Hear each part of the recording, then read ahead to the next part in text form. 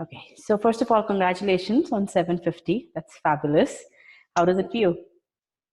Feels good. I didn't expect it, to be honest. Okay. All right. And you had a 640 before you in your previous attempt, right? Yes, that's right. Okay, a Q46 and a V33, and this time Yeah, around 750 with Q48 and V44, right? yeah. Okay, amazing. Yeah, so you had a 2 point improvement in quant and tremendous improvement in verbal. So tell me about it. I know that in your first attempt, you didn't really prepare much. You just did some questions from official guide. Is that what it is? Yeah. So the first time I just took a mock test Mm-hmm. and I got 680 without studying. So Mm-hmm. I was thinking I just need a 700. So if I do a few questions, I might be able to get it. Mm-hmm. So I went for the test and I was very disappointed with my 640. Mm-hmm. So then I joined EGMAT Mm-hmm. and I really tried to focus on the verbal part Mm-hmm. because I could tell that I was wasting a lot of time on sentence correction because I didn't Mm-hmm. know the rules. So I was just doing it on does this sound right or not? Mm-hmm. And so as I got better with sentence correction, I got more time for everything else. Mm-hmm. And then it just worked out. Okay, good, good. So I'll come to your GMAT preparation in a bit, but I'm actually very curious about, intrigued by your profile. So where are you from originally? I see that you're a native French speaker, Italian speaker. So my dad is Italian, my mom is French. Okay. Then how But did then you when I land was up in India 13, for your graduate, for yeah, your undergrad, for your high school? so my dad had to move to India for his job. So I studied there for 4 years. For 4 years. Yeah. My Oh, entire high school was in Mumbai. in Mumbai. Okay. So what does your dad do? He's just a manager in a company. Oh, okay, okay. All right. Cool. So then you right now you're still finishing up your bachelor's right now, right? Yes, Okay. in So engineering. in engineering. Okay. All right. And you are in Australia right now. Yeah. Okay. Interesting. Okay. So would you qualify yourself as a native speaker of English? I mean, Oh, so definitely not. definitely Definitely. not. Okay. So why 6 did, years ago, I couldn't speak English. oh Like, wow. not even a word. Oh my goodness. So what did you do? I mean, how did you get to where you are right now? I mean, I lived in English speaking countries. And so with time, you just get better.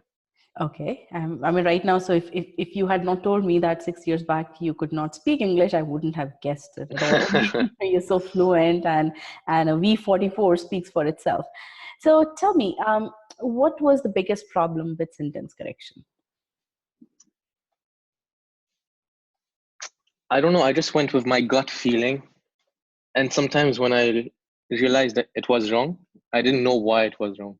Like Hmm. when I looked at the answers, they were saying, "Oh, it's because the meaning changed," and all.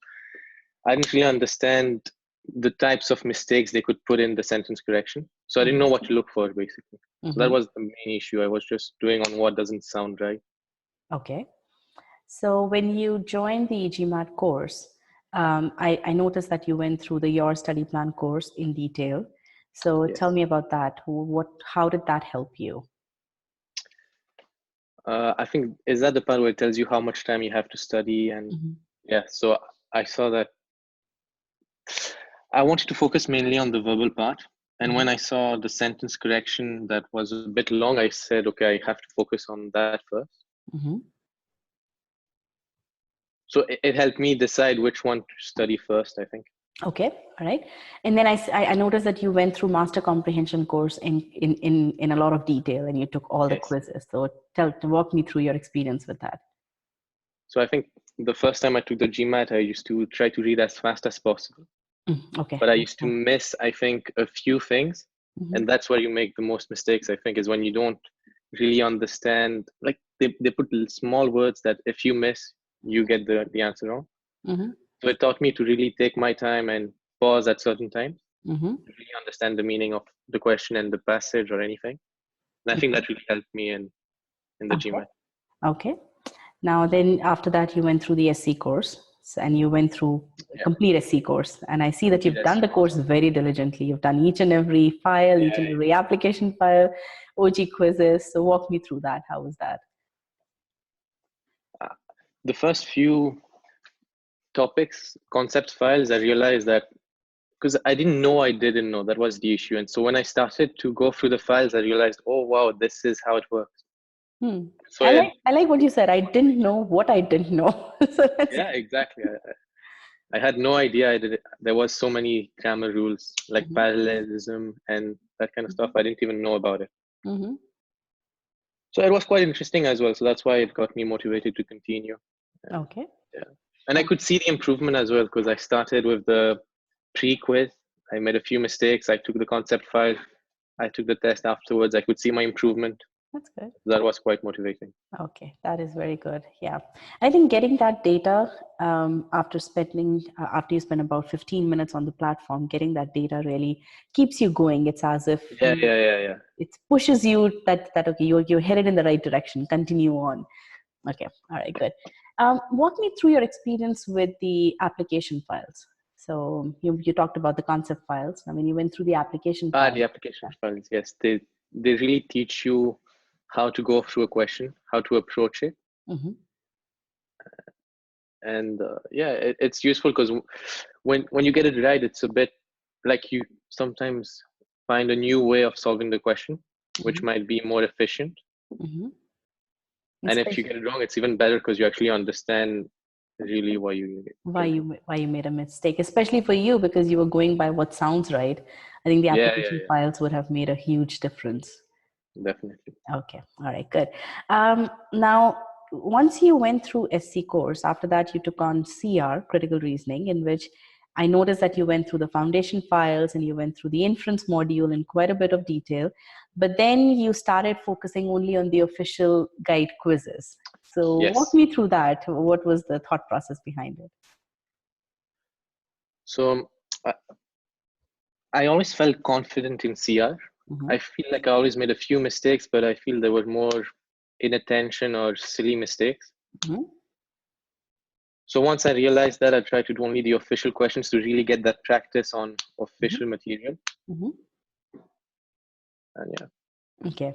All right. And And I noticed that your diagnostic quiz, so you took SC, CR, RC, all the three diagnostic quizzes, and you yeah. scored really well in CR and RC diagnostic quizzes. So I could see as to why you decided not to spend that much time in No, preparing exactly. for Yeah, yeah. CR. Yeah. So that makes sense. You know, I think data is so powerful. Not I think, I'm confident. Data is so powerful that if you do everything at the right time, you can shorten your preparation time considerably as you did in your Definitely. case. So when did you start preparing for your 750 So, attempt? so I think I studied for 6 weeks. That's it. Okay.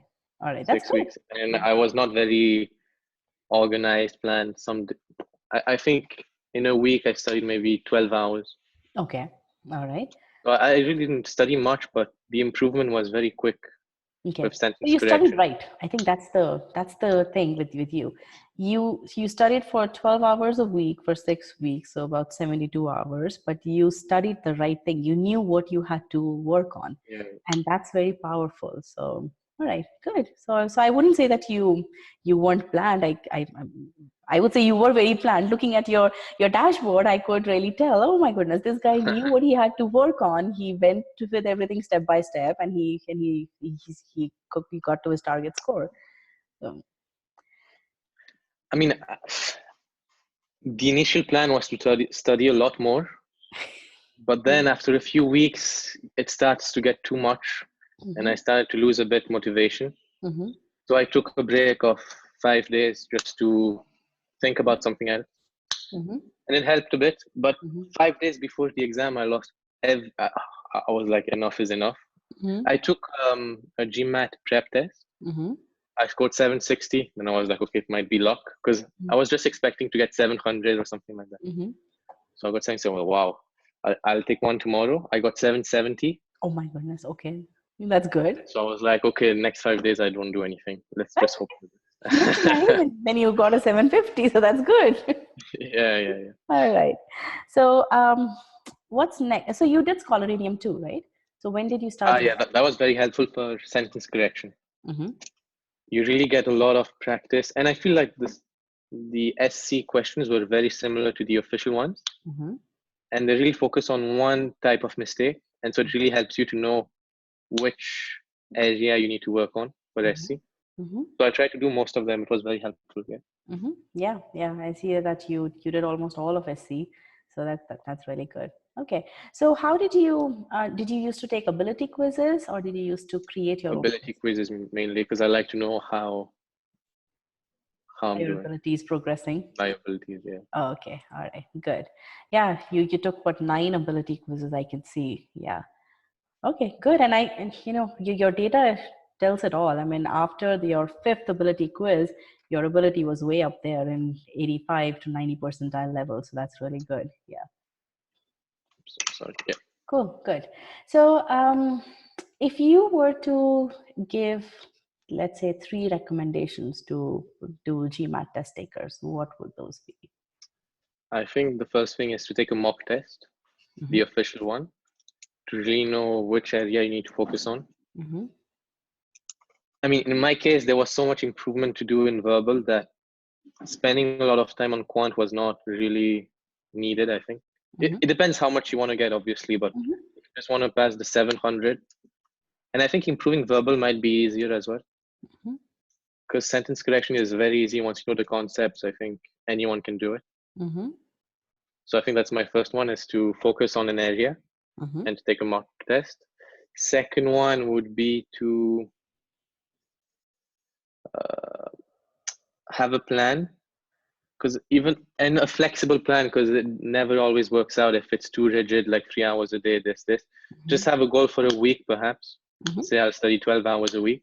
It makes it a bit more flexible and easier to do. Sorry about that. Yeah. That's fine. And the third one would be, I don't have a third one. That's okay. Oh no, during the test, I think, during the test, I think it's important to not focus too much on the time. That's what I did the first time. I was really worried about the time. I used to look at it every question. And the second one, I didn't even look at the time. I had an idea with so much practice of how much time I should be spending. And so I took the time it needed. And if I really thought I was taking too much time, I would just guess and move on.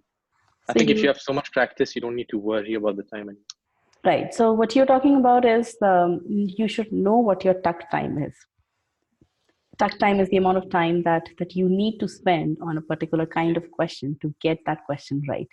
And that tuck time varies from person to person, and from section to section, even from question type to question type. Let's say if you are answering a boldface question, you may take less time as compared to if you're answering a strengthened question in CR. So it really varies from person to person and what your skill level is. So what you did in your second attempt was really focused on your tuck time and made sure that you're not taking any less time than that, because then you are, so then you're leaving those questions on the table. All right, that sounds interesting. So what are your plans next? So I'm applying for Master in Management in Europe mainly. So I'm applying to HEC, LBS, ISEC. So are you done with your applications, or is it still going? No, they're due in 5 days. They're due in 5 days. Okay, how is that going? It's quite tough. The essays are taking a lot more time than. Okay, I'm going to stop recording.